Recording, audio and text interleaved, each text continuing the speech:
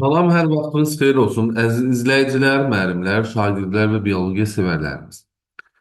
Biz bu dəfəki videomuzda sizlərlə DİM 2025-ci il test toplusundan analizatorlar ali sinir fəaliyyəti ilə bağlı olan duyğu orqanlarımız və analizatorlar testini izah vermiş olacağıq. İzahları keçməmişdən öncə qeyd etmək istəyirəm ki, aprel ayının inşallah əvvəlindən biz başlayırıq miqra sertifikasiya üzrə təkrar dərslərimizə. Əgər bu dərslərimizə qoşulmaq istəyirsinizsə 055 634 7341 nömrələri ilə WhatsApp vasitəsilə əlaqə saxlaya bilərsiniz. Başlayaq. Birinci sualda. Deyir ki, insanın göz almasında görmə sinirinin çıxdığı hissə necə adlanır? Görmə siniri çıxırdı kör ləkədən. Yəni cavabımız C bəndə olacaq. İkinci sualda. İnsanda orta qulaq boşluğunu dolduran nədir? Təbii ki, havadır. Cavabımız A bəndə olur. Hətta bir saatə ötürü kub hava olurdu insanın orta qulaq boşluğunda. Üçüncü sualda insanda gözün köməkçi aparatına aid deyil, köməkçi aparatına aid olmayacaq burada göz alması. B bəndi. Dördüncü sualda reseptor və böyük yarımkürələr qabığının müvafiq nahiyəsi arasında yerləşən hissə yəni hansıdır? Bu duyğu yolu olacaq. Cavabımız A bəndi olaraq götürüləcək. Yəni analizatorun ikinci hissəsini soruşur burada. Beşinci sualda analizatorun hansı hissəsinin zədələnməsi uyğun qıcıqların qəbulu və analiz etmə qabiliyyətinin itməsinə səbəb olur? Qıcıqları qəbul eləyən hissə, qıcıqları qəbul eləyən hissə birinci hissədir. Analiz etmə qabiliyyətinin itməsi üçüncü hissədir. Yəni, ümumiyyətlə, analizatorun hər hansısa bir hissəsinin, konkret olaraq hissəsinin zədələnməsi zamanı bu proses pozulmuş olur. Üç hissədən biri. Ona görə cavabımız Y bəndi olacaq 5-ci sualda. 6-cı sualda insanda bəbək gözün hansı hissəsində yerləşir? Bəbək gözün quzeyli qişasının orta hissəsində yerləşir. Cavabımız D bəndi. 7-ci sualda insan gözünün köməkçi aparatına aiddir. Köməkçi aparatı insan gözündə göz qapaqları ola bilər verilən hissələrdən. Yəni cavabımız C bəndi. 8-ci sual. İnsanda işıq şüaları gözün hansı strukturu tərəfindən bilavasitə fokuslaşdırılır? Fokuslaşdırma, yəni uzaqdakı, yaxındakı əşyaları rahat görməmizi təmin etmiş olur ki, bunu da həyata keçirir billur Y bəndi. 9-cu sualda. İşıq şüaları insan gözünün hansı qişasında sinir impulslarına çevrilir? Bu torlu qişada baş vermiş olur. Cavabımız Y bəndi olaraq götürəcəyik. 10-cu sualda. Otolitlər insan orqanizmində yerləşir. Otolitlər yerləşir, demək, kisənin içərisində.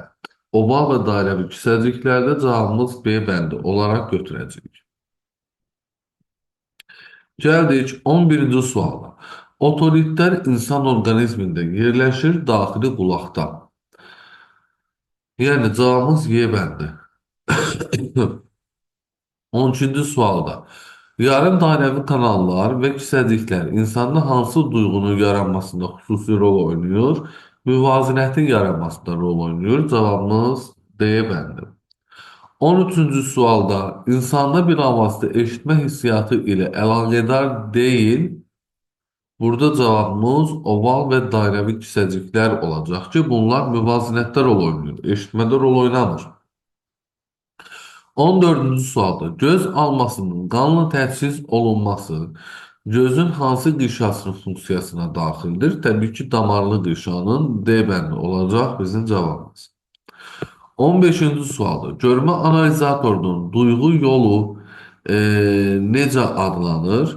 Təbii ki, görmə siniri adlanacaq. Cavabımız C bəndi şəklində götürmüş olacaq.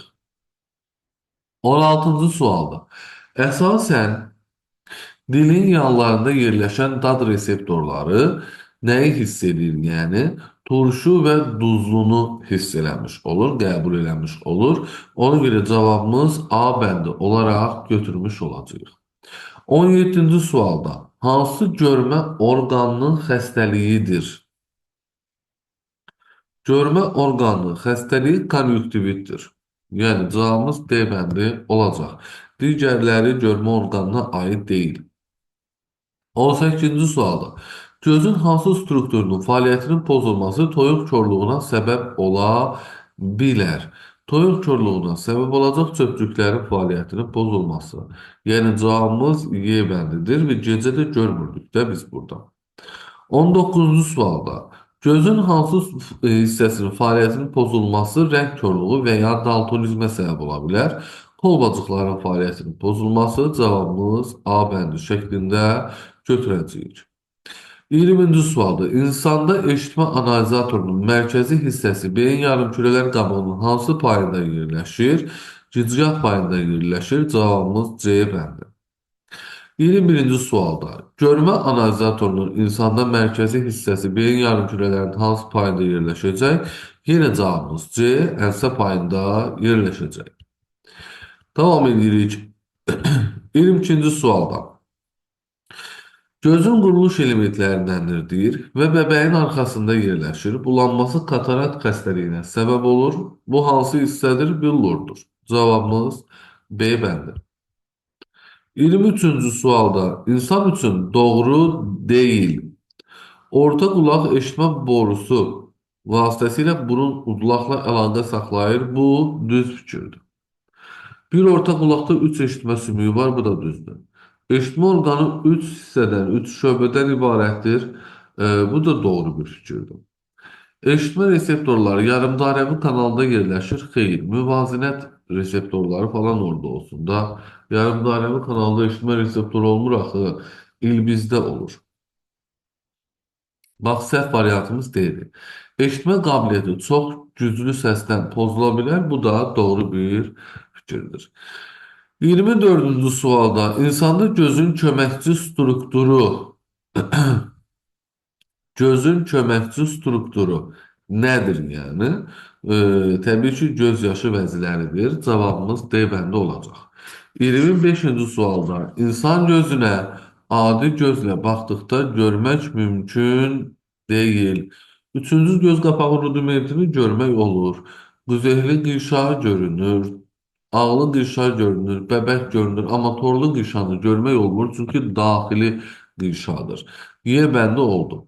26-cı sualda anadan gəlmə, yaxından görmə qüsurunun səbəbi. Yaxından görmə zamanı biz uzaqdakı, yaxını görürük, uzaqdakı əşyanı görmürük. Çünki bu zaman göz alması uzunsov olur, uzaqdakı cismi xəyalı torlu qırşanın önündə alınır. Cavabımız göz almasının uzunsov olmasıdır. Yəni D bəndi olacaq 26-cı sualda cavabımız. 27-ci sualda anadan gəlmə uzaqdan görmə qüsurunun səbəbi. Uzaqdan görmə zamanı biz uzağı görürük, yaxını görmürük.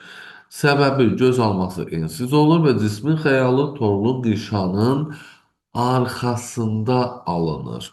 Göz almasının qısa olması, ensiz olmasıdır. Yəni cavabımız C bəndi olacaq 27-ci sualda.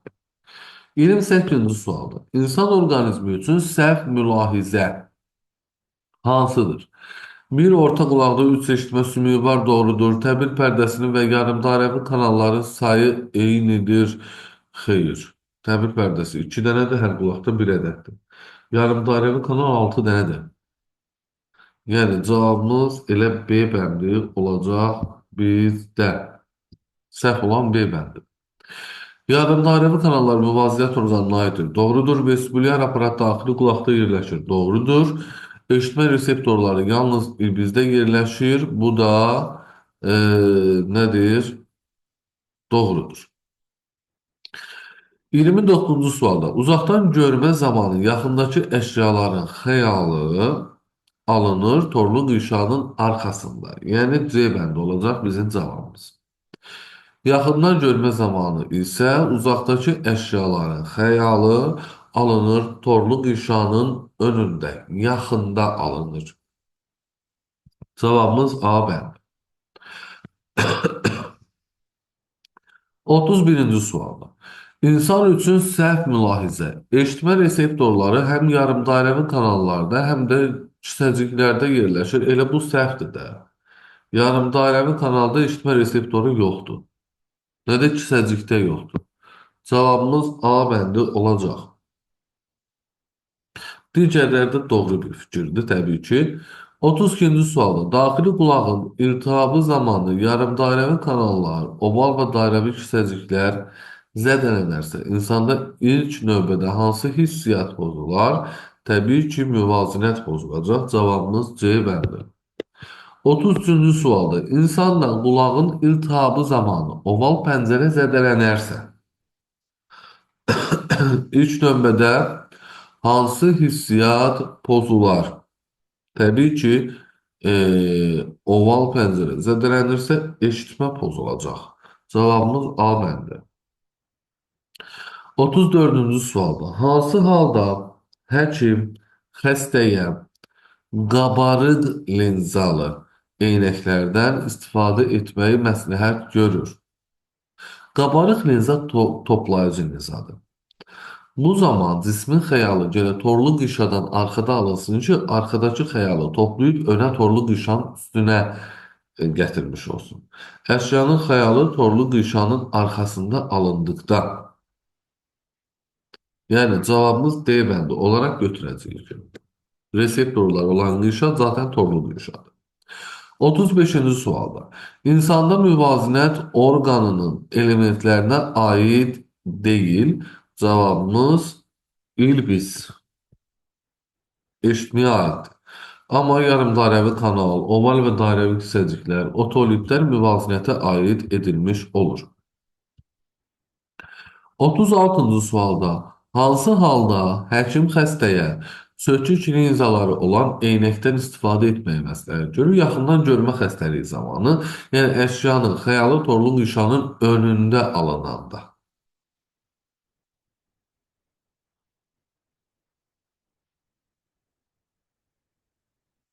Bir dəqiqə. Sökük linza səpici linzadır. Yəni önə düşməlidir ki, arxaya torlu düşən üzərinə səpələsin. Ağlı qışaya düşdükdə xeyr, xəyalı torlu qışadan arxada alındıqda xeyr, çatmadıqda. Torlu qışaya çatmadıqda. Cavabımız D bəndi.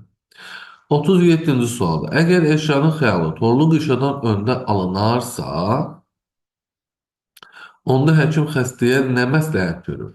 Ya məsləhət görür mənfi dərəcəli eynək, ya da çökük linzadan ibarət olan eynək. Yəni cavabımız C bəndi olaraq götürəcəyik.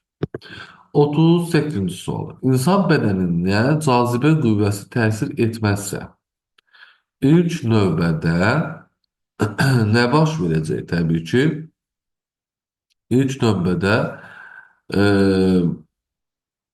yəni müvazinət vəzləri hissiyatı zəifləyəcək. Yəni cavabımız A bəndi olaraq götürəcək. Başqa bir şey düşünmək olmaz. 39-cu sualda angina törədicilər orta qulağa hansı ilə bilavasitə keçərək iltihab törədə bilər? Təbii ki, eşitmə borusu vasitəsilə. Cavabımız B bəndi olacaq. 40-cı sualda insanda təbil pərdəsinin titrəməsi bilavasitə nəyə səbəb olur? Təbil pərdəsinin titrəməsi eşitmə sümüklərinin titrəməsinə səbəb olur. Çünki çəkic sümüyü təbil pərdəsinə bilavasitə birləşmiş olacaq. Yəni cavabımız Y bəndi olaraq götürəcəyik. 41-ci sual. Səs siqnallarının ötürülməsində iştirak etmir. Eşitmə borusu cavabımız B bəndi. Eşitmə borusunun ümumiyyətlə eşitmədə bir əhəmiyyəti yoxdur. Təbil pərdəsinin sadəcə hər iki tərəfində nə edir? Təzyiqi bərabərləşdirmiş olur. Bu cür qeyd elədik. 42-ci sualda Səs siqnallarının ötürülməsində iştirak etmir. Yenə cavabımız B bəndidir. Dairəvi kisəciklərin müvazinətdə rolu var. Eşitmədə rolu yox. 43-cü sualda insanda eşitmə analizatorunun refleks qövsü bilavasitə hansından bilavasitə keçmir? Keçmir deyir. Refleks qövsünüsə burada təbil pərdəsindən danışa bilmərik. Çünki bu refleks qövsündə birincisi reseptor sahədən başlayır. Yəni biz burada konkret olaraq bizdən başlamalıyıq. Reseptorlar onun üzərindədir. Ona görə cavabımız C bəndə.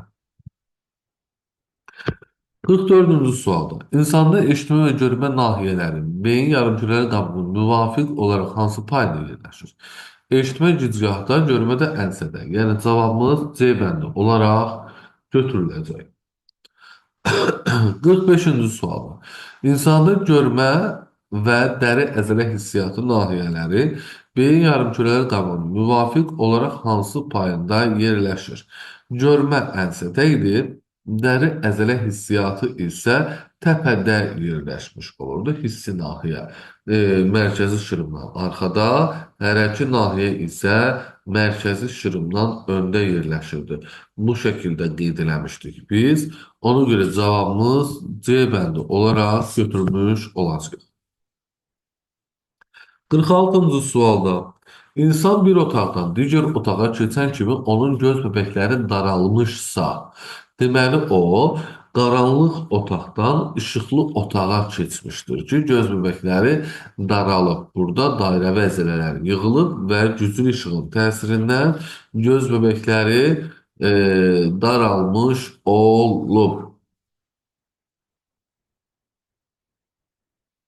Yəni cavabımız Y bəndi olacaq 46-cı sualda. 47-ci sualda insan bir otaqdan digər otağa keçən kimi göz bəbəkləri genişlənibsə, demək ki, burada radial əzələlər yığılıb və radial əzələlər yığılanda demək işıqlı yerdən qaranlıq yerə keçirik ki, radial əzələlər yığılıb göz bəbəklərini genişləndirmiş olur. Yəni cavabımız B bəndi olacaq. 48-ci sualda insanda hansı struktur olmazsa orta qulaqda təbil pərdəsinin hər iki tərəfindəki hava təzyiqi bərabərləşməz. Cavabımız eşitmə borusu. Bayaq qeyd eləmişdik bunu. A bəndə olacaq.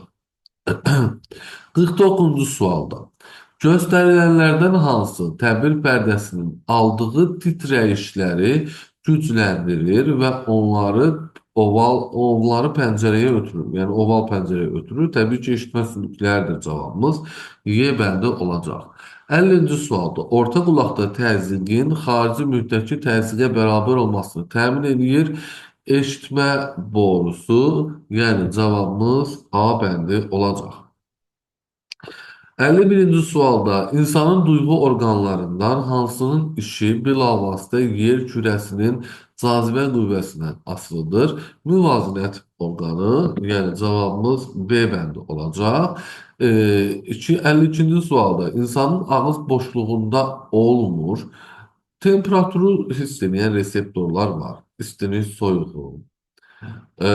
Sonra təzyiqi də hiss edən var. Mexaniki təsiri, yəni toxunmanı da duyan reseptorlar var. Amma qoxunu qəbul edən reseptor yoxdur. Yəni cavabımız B bəndi olacaq 52-ci sualda. 53-cü sualda insanın daxili qulağının birindəki yarımdairəvi kanalların sayını n qəbul etsək, yəni n-in qiyməti 3-ə bərabərdir.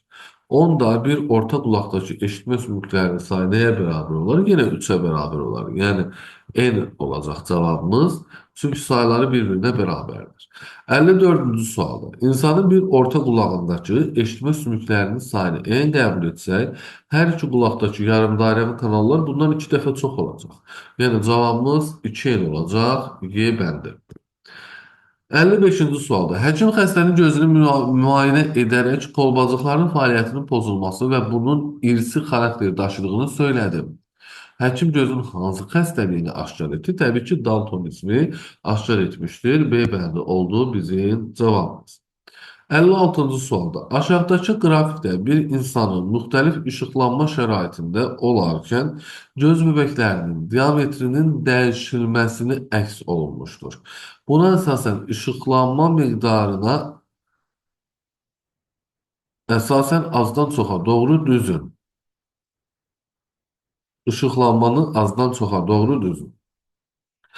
Göz bəbəklərinin diametri nə qədər böyükdürsə, demək ki, bir o qədər qaranlıq otaqdayıq, işıq bir o qədər azdır. Azdan çoxa deyirsə, deməli 4 ilə başlayacağıq, sonra 2, sonra 1, sonra 3. Ən çox işıq miqdarı 3-də olacaq. Çünki göz bəbəyi dardır, diametri dardır.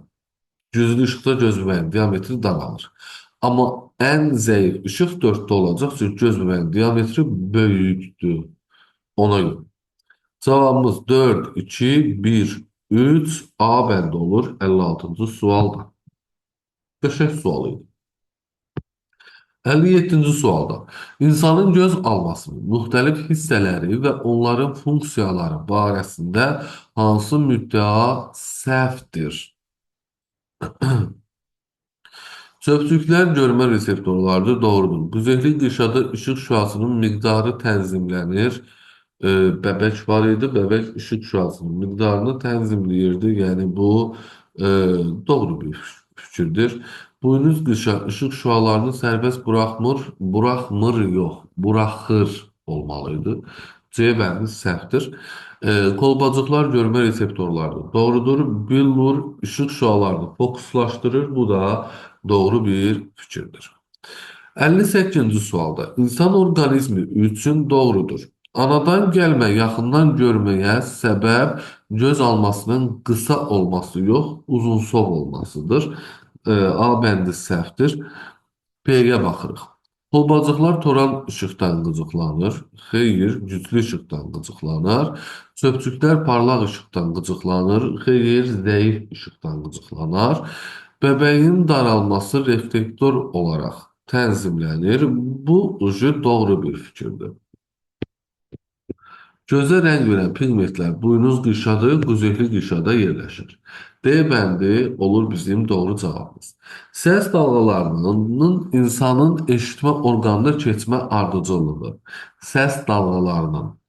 Deməli, birinci başlayırıq biz xarici qulaqdan 7 ilə başladıq. Oradan təbil pərdəsi 5, təbil pərdəsindən eşitmə sümükləri 6, eşitmə sümüklərindən keçəcəkdim oval pəncərə 2, 2, oval pəncərədən də ilbizə gələcəkdi 1. Yəni cavabımız B bəndidir. Düz ortada bəzi hissələr var, onları verməyib, nələri vermişdirsə ona uyğun qeyd elədik.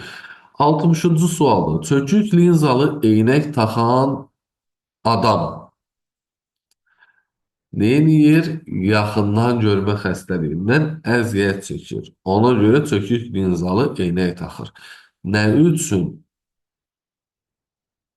Ona görə ki, əşyanın xəyalı torlu nişanın önündə alınıb. Ona görə.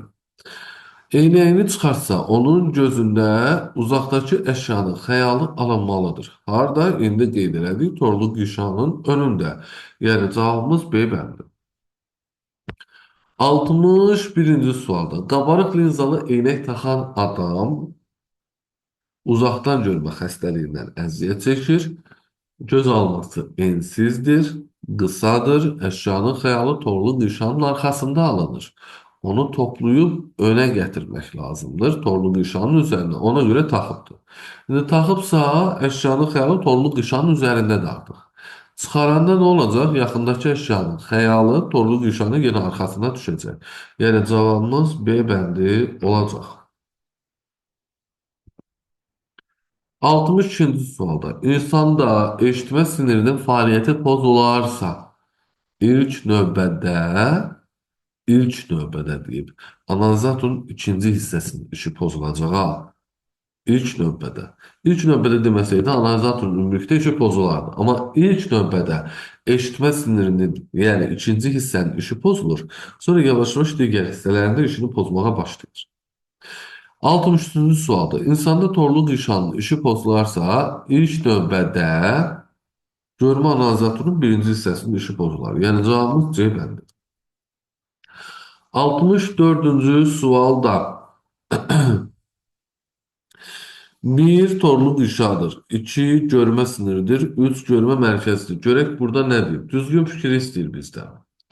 Deyir ki, əşyanın xəyalı bir rəqəmi ilə göstərilən hissədə tərsinə formada alınır. Ağacı görürsünüzmü? Tərsinə çevrilibdir. Doğrudur. Əşyanın xəyalı yarımkürələr qabığının 3 rəqəmi ilə göstərilən hissəsində, yəni ənsə payında düzgün formada qavranılır. Bu da doğrudur. 2 rəqəmi ilə göstərilən hissə sarı ləkədən başlanğıc alır. Xeyr, kör ləkədən başlanğıc alır. Görmə siniri. Dördüncüdədir ki, əşyanın xəyalı bir rəqəmi ilə göstərilən hissə düzgün formada alınır. Xeyr,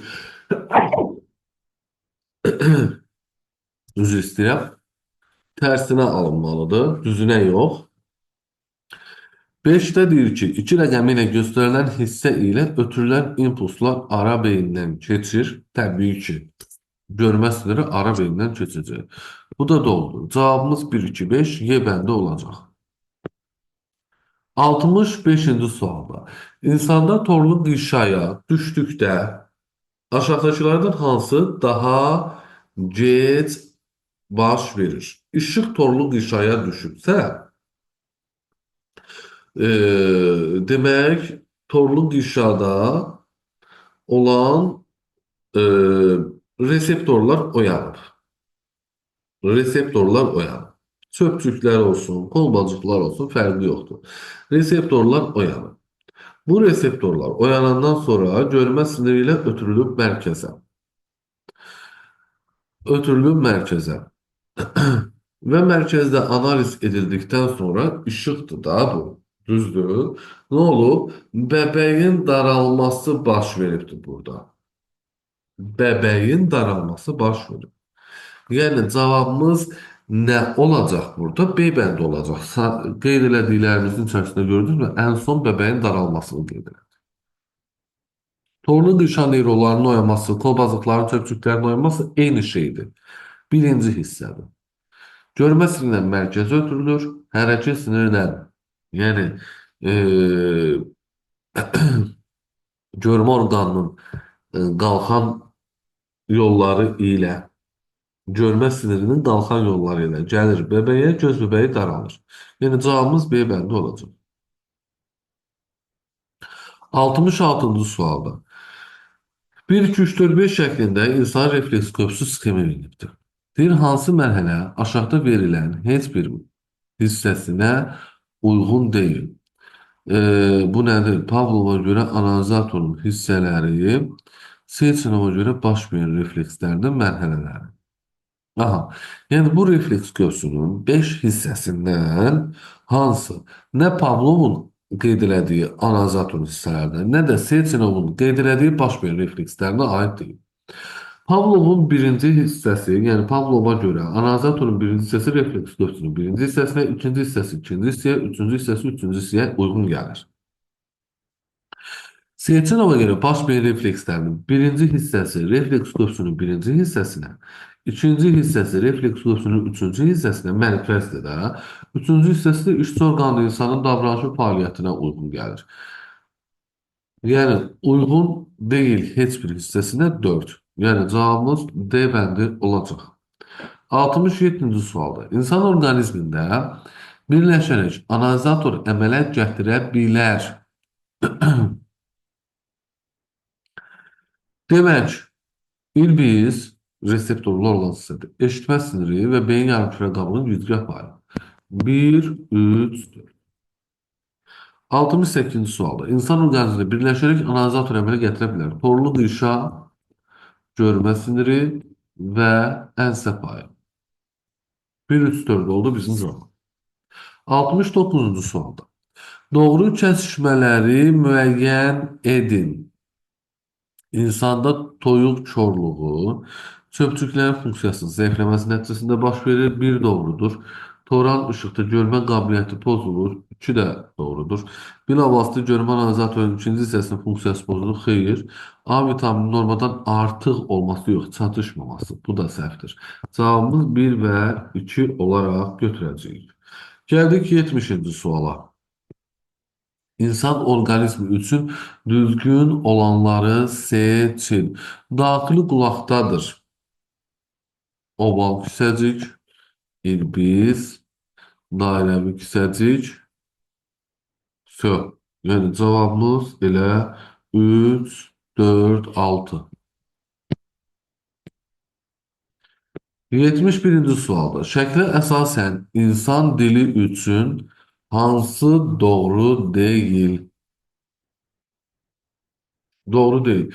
Bir acılı istiri dilin köküdür doğrudur. Atdıq. İki turş olmalıdır. Yəni dilin yanlarında arxada turşu hiss eləmiş olur. Duzlu veribdir. Bu səhvdir. Yəni bunu götürməliyik. İkini. Üç duzlu olmalıydı. Turş yazıb yerinə. Dörd də şirindir. Bu da doğrudur. Yəni cavabımız 2 və 3 olaraq götürmüş olduq. Gəldik 72-ci suala. Burada şəkil qaranlıq düşübdür. Amma belə deyək də, burada bir cisim qoyubdur. Cisim qoyubdur. Torlu qışı burada göz almasıdır. Torlu qışanın önünə X yazıbdır. Arkasına da Y yazıbdır. Cismin xəyalı da torlu qışanın arxasında alınıb. Bu burada. Torlu qışanın arxasında alınıbdır. Kiçildilmiş tərsinə formada. İndi bizə görək nə deyir bununla əlaqəli olaraq. Deyir ki, doğru əşyanın xəyalların fokuslaşdırılması göstərilmişdir. Doğru fikirləri seçin. Əgər yaxındakı əşyanın xəyalı Y nöqtəsində alınarsa, onda bu gözün uzaqdan görmə üsuludur. Yaxındakı əşyanın xəyalı Y nöqtəsində alınarsa, bu uzaqdan görmə üsuludur. Bəli, doğru bir fikirdir.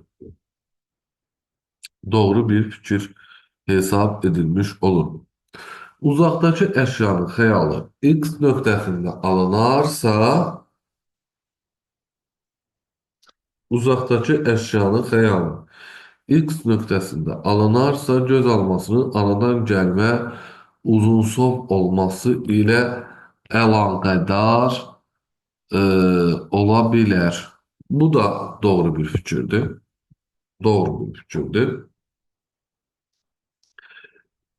Əgər yaxındakı əşyanın xəyalı Y nöqtəsində alınarsa, yaxındakı əşyanın xəyalı Y nöqtəsində alınarsa, onda bu cür görmə qüsuru səpinci linzalı eynək ilə düzəldilə bilər. Gəlin baxaq. Burada ümumilikdə yaxındakı əşyanın xəyalı torlu qışanın arxasında alınıbsa, yəni Y nöqtəsində alınıbsa, arxadakı xəyalı önə çəkmək üçün toplayıcı linzadan istifadə edəməliyik də biz. Düzdür? Toplayıcı, səpici linzadan yox. Bu səhvdir. Dördüncü fikirdədir ki, əgər yaxındakı əşyanın xəyalı Y nöqtəsində alınarsa, belə görmə qüsurunu billurun qabarıqlığının zəifləməsi ilə əlaqədar yarana bilər. Bu düzdür. Billurun qabarıqlığı alınanda cismin xəyallı torlu qışanın arxasına düşür. Yəni bu da doğru bir fikirdir. Cavabımız elə 1, 2, 4 olaraq götürüləcək. 73-cü sualda şəklə əsasən düzgün mülahizələri müəyyən edin. Nədir burada? 6 əşyanın xəyalı burada alındıqda biz onları görürük. 6 görmə sinirinin çıxdığı yerdir, kör ləkədir. Yəni bu Birinci fikir burada doğru değil. Doğru değil. 5. Buynuz gişa bu gişanın davamıdır. Buynuz gişa. Bu gişanın davamıdır. Ağlı gişanı gösterip üst katı. Bəli, ikinci fikir doğrudur. Üstədir ki, birincidə deyir pigmentlər yerləşir. Bir buynuz qışadır, pigmentlər yerləşməz orada. Dörddə deyir ki, yeddinci bu qışada görmə reseptorları olur. Yeddinci torlu qışanı göstəribdir. Bəli, burada görmə reseptorları olacaq. Doğrudur.